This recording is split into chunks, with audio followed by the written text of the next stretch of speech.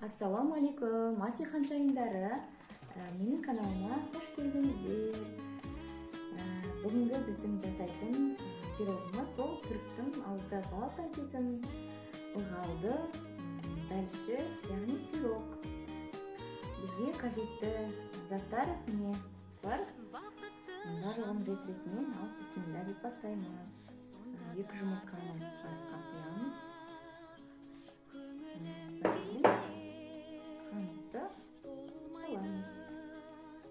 Шекер 200 грамм. Осыны миксермен әдемілеп миксерлеп шығамыз. Бисмилля.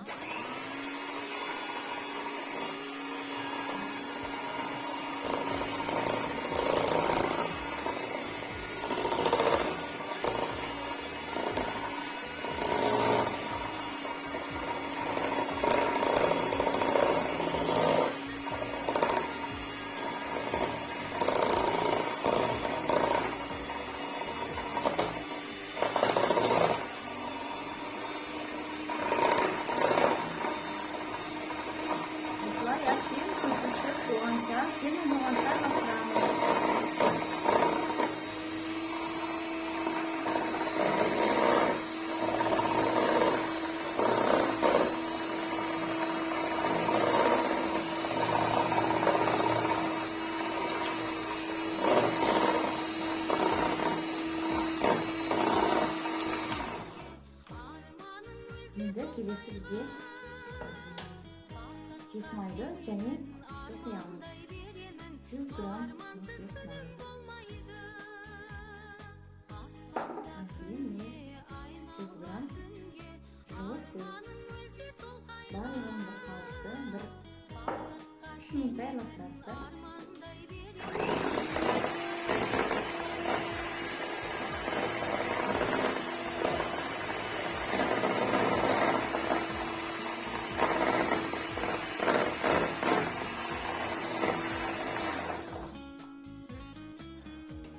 Келесі бізде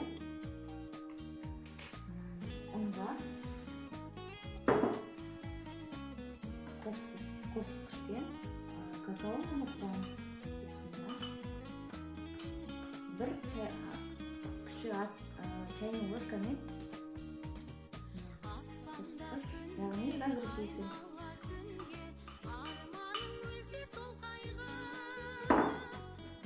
Какаомыз 40 грамм какао.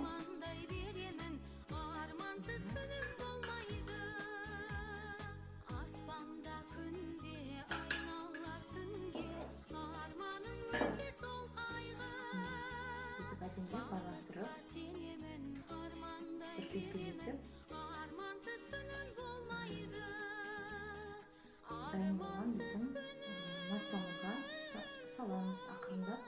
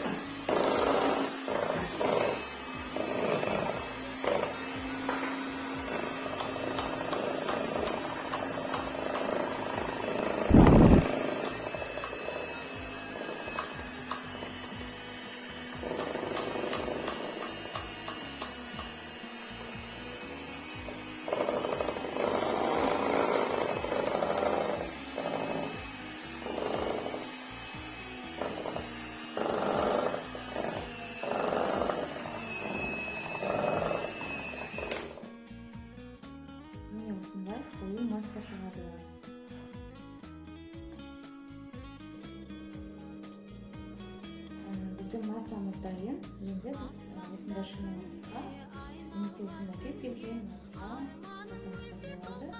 Оның ішін майлап саламыздар.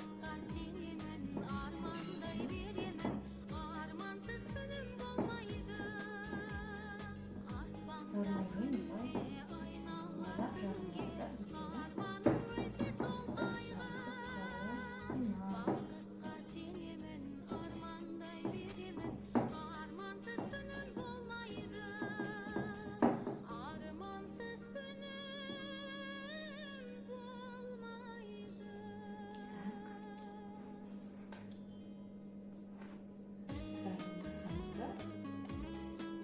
Саламыз.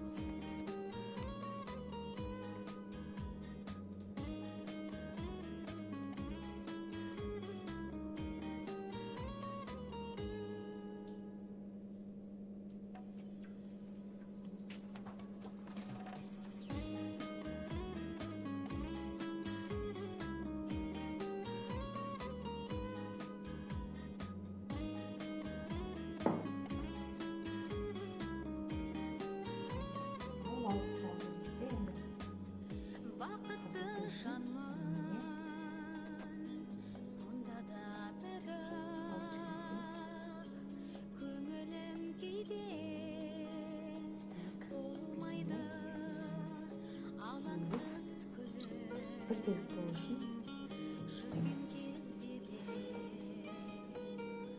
армансыз күнім болмайды.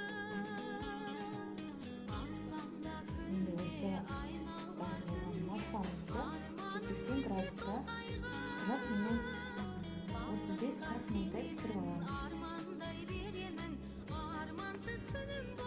180 градустағы пешкемізге саламыз.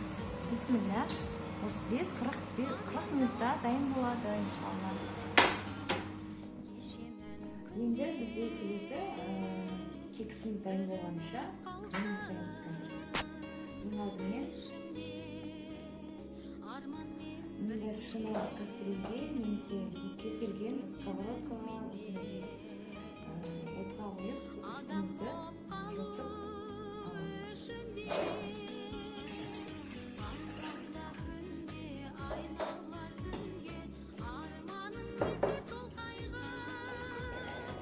Осылай отқа қойып қатты ысығанша қоямыз.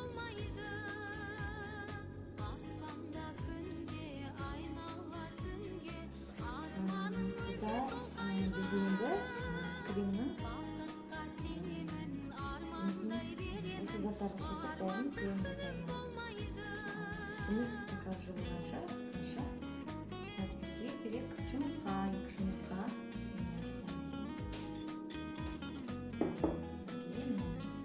Секер қосамыз. 40 грамм секер.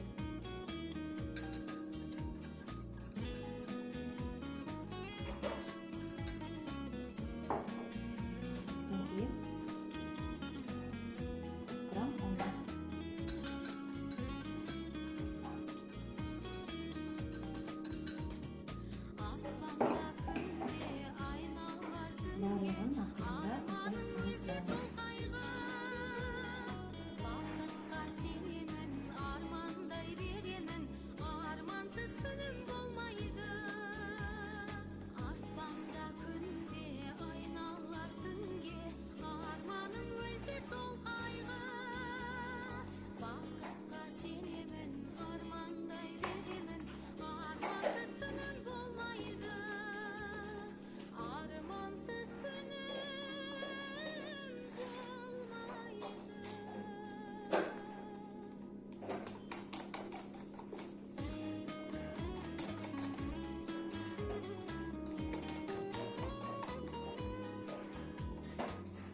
Где-то 5 минут, 7 минуттай араластырыңыздар. Сосын жылып тұрған және біздің немізге, сүтімізге барып араластырамыз. Мынау ыстық болып тұрған жылыған сүтімізге жаңағы массамызды құямыз. Бірақ тез араластыруымыз керек салып, өйткені ішінде Жұмыртқа болғандықтан ол пісіп кетуі мүмкін. Сүтіміз ыстық. Сол себепті тез салып араластырасыздар.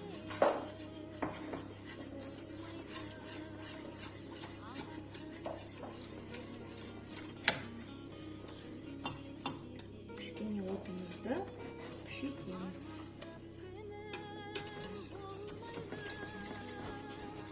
Одан кейін сармайымызды салып құйамыз.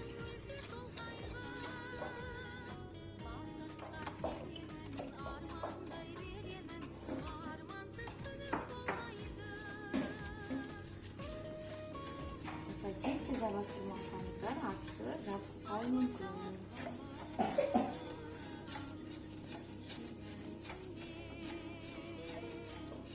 Бес 7 минуттай иншалла араластырып тұрасыз.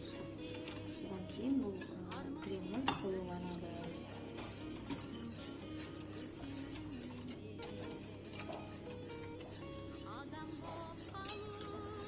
Осылай негізі араластырды. Где-то бір 8 минуттай болды. Астым, бірақ уже қайнап салған сармайды салғаннан кейін астын кішкене баяулатасыз. Баяулатып бір 3-ке қоясыз. 2-ге, 3-ге. Содан кейін уже болды. Біздің креміміз дайын. Әдемі болды, қоюланып жатыр. Сосын бұны тез қою үшін біз басқа ыдысқа қазір құямыз кремімізді. Бізде осындай әдемі зағарлы крем шығады. Өте сондай түсі әдемі, сап-сары керемет болып шықты. Қазір жеке ыдысқа саламыз. Міне осылай жеке осындай ыдысқа қоясыз. Тез суиды.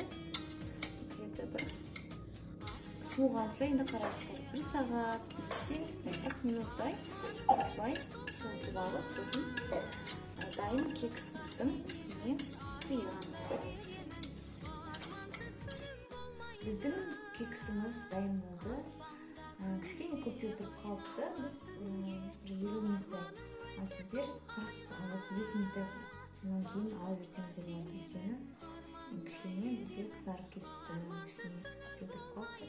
Ал енді біз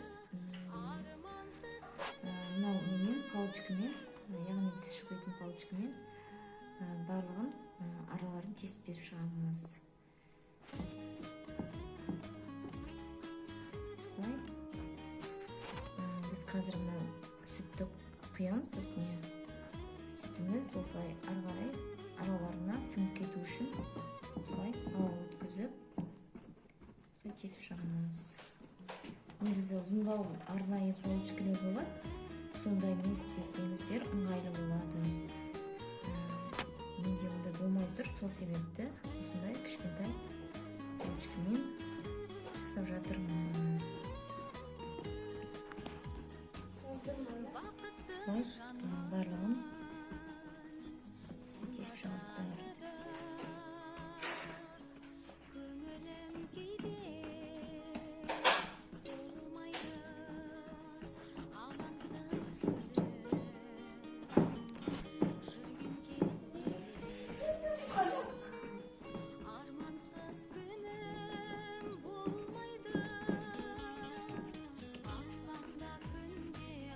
Сүтіміз әдемі болып сіңу үшін осылай кесеміз.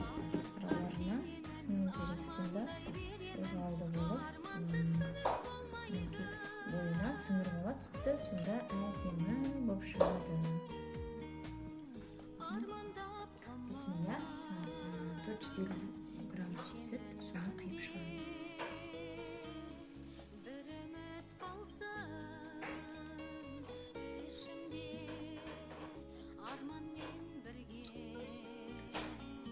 Бойына сіңіріп алады. Где-то бір сағаттай күтеміз. Содан кейін бетіне крем жағамыз. Қыздар, біздің неміз, коржымыз, яғни кексіміз дайын уже болды. Міне сіңді, әдемі болып неміз сүтіміз күшті болып тұр. Біздің кексіміз кішкене шоколадный тіпті күйіп кеткен секілді болып тұр, бірақ та жаңағы какаомыздың көптеу болып кеткен секілді. Жоқ, қыздар, міне біздің неміз дайын болды, кексіміз, бисквитіміз, сүтіміз де сіңді, кексте әбден. Енді бізде ең соңғы процесс ол кремді жағып бетін әдемілеу. Ал кеттік.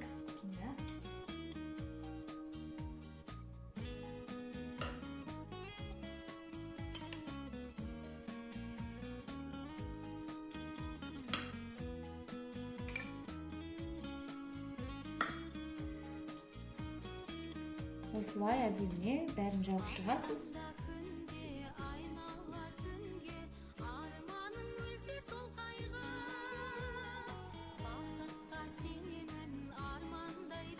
Міне қыздар, кремді әдемі жағып болды. Ол керемет шыққан сияқты. Ендігі кезек какаоны бетіне ситадан өткізіп сеуіп шығамыз.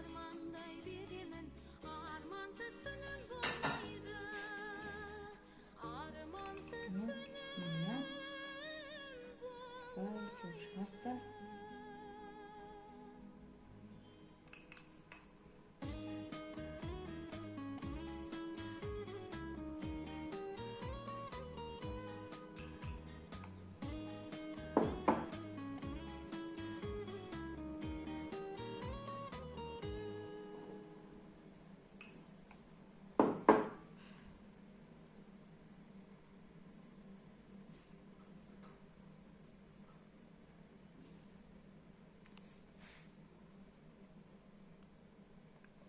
Міне біздің балта дейтін түрік десерті пирогымыз дайын болды. Бисмилля деп дайын болған біздің аузында балта дейтін түріктің десертін кесіп көрейік, кәне.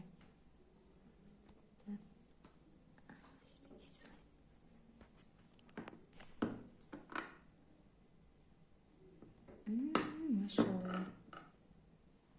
Керемет, жасап көріңіздер. Үйде балапандарыңыз, кішкентайларыңыз болса, қуанып қалады. Бисмилля. Міне, күшті керемет болып шықты.